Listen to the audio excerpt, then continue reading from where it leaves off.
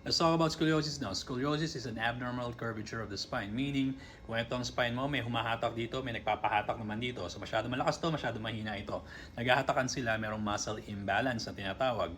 So kung stretching lang, hindi mag-work kasi stretches alone, masyadong mahina. Hindi niya kayang hatakin ng muscle. Hindi mag-work ang stretches, hindi siya corrective. Braces, hindi rin corrective ang braces kasi nga as the name itself, brace, sinusuportahan niya ng spine. Hindi kailangan ng suporta ng spine mo. Ang kailangan ng spine mo is makorek yung curvature. Hindi niya kailangan ng suporta. Surgery, masyadong risky. Pwede magbago ang buhay ng isang tao, pwede ma-paralyze, maging gulay na habang buhay, and it's not for the better, no? Ang ginagawa natin sa active life, kung merong humahatak dito, binabawasan natin tonicity nito para mabukas siya nito at pinapalakas natin ito. Meaning, ina-activate natin yung muscle. Hindi siya ni-strengthen na ina-activate.